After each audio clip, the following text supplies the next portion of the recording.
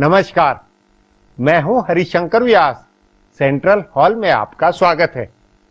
जम्मू के किश्तवाड़ में जो कुछ हुआ था वह उमर अब्दुल्ला सरकार की नाकामी का प्रमाण था और है। उमर अब्दुल्ला ने हिंसा की तुलना गुजरात से करते हुए यह कहकर अपनी वाहवाही बनाई कि मैंने अपने मंत्री का इस्तीफा लिया, पर उन्होंने खुद क्या जिम्मेवारी ली? इस आशंका का क्या जवाब है कि घाटी से जैसे पंडितों को भगाने का सिलसिला चला वैसा जम्मू के ऊपरी पहाड़ी इलाकों में नहीं होगा? न्यायिक जांच अधिसूचना में क्यों 25 दिन का समय लगा? सरकार में शामिल कांग्रेस के नेताओं ने हिंसा की जांच के लिए सीबीआई जांच की मांग की थी, उसे क्यों अनसुना किया गया? जिन लोगों की दुकानें जलकर खाक हुई है, क्या उन्हें मुआवजा मिल रहा है? मुद्दा यह भी है कि आखिर किसके भड़कावे पर हिंसा हुई? तथ्य है कि किश्तवाड़ की घटना के बाद वहां मीडिया पर पाबंदी रही। पत्रकार और नेता वहां जाकर हकीकत नहीं देख पाए, इसलिए किश्तवाड़ की हकीकत जानना जरूरी है। तो हिंसा के बाद राज्य सरकार का रोल भी समझना चाहिए। आज इस पर चर्चा है। ईद के दिन किश्तवाड़ में जो हुआ वह बहुत भयावह था। कई घंटे अराजकता रही। तभी उमर अब्दुल्ला सरकार ने सब कुछ दबाया। कर्फ्यू, अघोषित सेंसरशिप और आवाजाही सब खत्म की।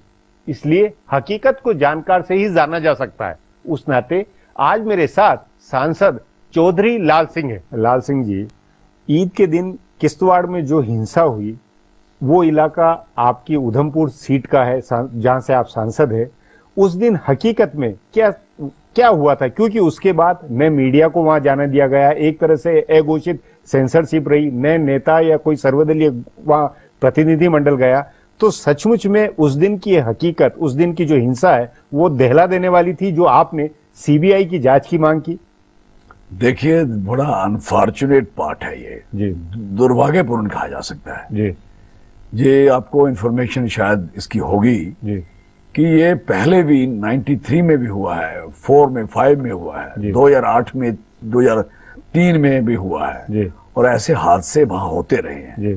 और ये बहुत ही, मैं इसलिए ही मैंने कहा था कि सीबीआई की इंक्वायरी, मैं इसलिए नहीं कह रहा था कि सीबीआई की इंक्वायरी या जुडिशियल इंक्वायरी अदर, मैं इसलिए चाहता था कि सीबीआई इंक्वायरी हो जाए, क्योंकि ये इंक्वायरी जो बेहतर कमीशन पहले भी कई बार बने हैं, कई बार ऐसा हुआ है, लेकिन जो इंसाफ नाम की चीज है, जो भय और जो वहां की सच्चाई है वो सामने उभर के बाहर नहीं आई। तो मेरी अपनी मंशा है कि ये भाईचारा लोगों का बना हुआ सदियों से, आज से नहीं सदियों से, वो जितने लोग वहां रह रहे हैं, चाहे मुस्लिम हैं, हिंदू हैं, वो सारे एक ही समुदाय के लोग हैं। जो मुस्लिम भी हैं वो भी इन्हीं से बने हुए हैं। ये सारे एक लोग हैं।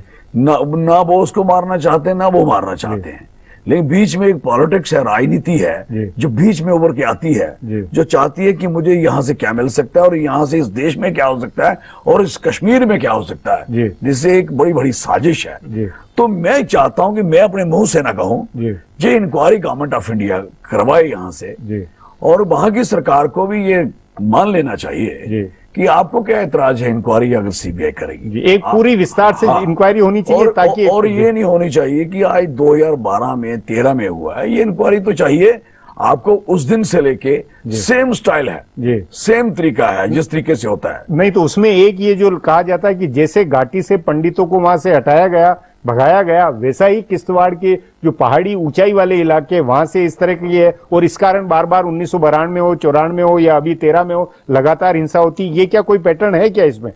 देखो, ये सारे तौर पे नहीं कहा जा सकता, क्योंकि ये भी ख्वाहिश हो सकती है कुछ लोगों की, लेकिन जो समुदाय है मुस्लिम, जो मेजॉरिटी लोग हैं वहां, दे डोंट वांट। उसमें कुछ लोग हैं जिनकी ख्वाहिश है जाएं, लेकिन आपको ये बताना चाहता हूँ वो जो लोग वहां रह रहे हैं ना, वो जाने वाले नहीं है। बहुत स्ट्रांग लोग हैं, और आपको पता होना चाहिए इस मेजॉरिटी में लोग वहां रायपुर समुदाय के लोग हैं, जो हिंदू वहां रहते हैं, बड़े स्ट्रांग लोग हैं, और दूसरी तरफ से भी जो लोग हैं इन्हीं से ही निकले हुए लोग हैं। इसलिए ये लोग दोनों ही स्ट्रांग हैं और दोनों ही प्यार में रहना चाहते हैं। और कभी भी अलग नहीं रहना चाहते, लेकिन बीच में जो साजिश आ रही है उसको उजागर करने का एक ही जरिया है जो मैं दे रहा हूं, जो कि सीबीआई से जांच के प्रॉपर गहरी जांच और बारीकी से होना चाहिए। नहीं उसमें तो अगर आपने जुडिशियल इंक्वायरी करवानी है तो फिर यहाँ से सुप्रीम कोर्ट से करवा दो ना, वहां जाके जजेस से करवाओ, करवाओ यहाँ से।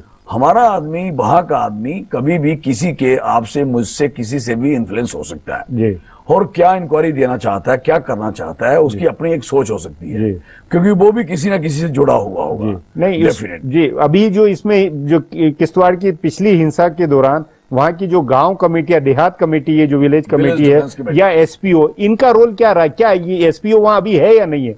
एसपीओ और बीडीसी जो है यही एक मैं कह सकता हूं जम्मू कश्मीर में जिन्होंने मिलिटेंसी दूर की है।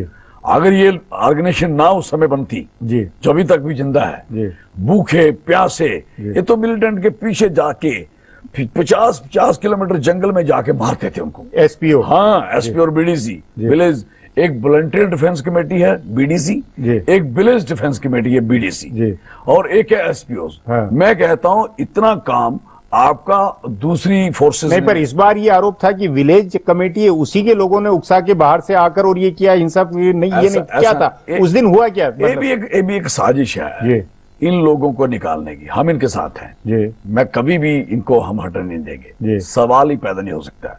जब उग्रवाद इन्होंने खत्म मतलब एसपी और विलेज को कमेटी नहीं होनी चाहिए? नहीं, ये नहीं खत्म होनी चाहिए, ये रहनी चाहिए। लेकिन आपके अपने इलाके के अंदर ये जो हुई, उसके अंदर बाकी पार्टियों या सर्वदलीय प्रतिनिधि मंडल जाके किश्तवाड़ में आप भी अंदर नहीं जाके आप देख पाए या नहीं देख पाए? सुनिए, उस दिन हुआ क्या, जब ये हादसा हुआ तो अब जानते हैं यहाँ पार्लियामेंट लगी हुई थी और उस दिन एक छुट्टी थी, और उसी के तुरंत बाद एक तो पार्लियामेंट चल रही है और दूसरा वहां जाने में मुझे भी रोका।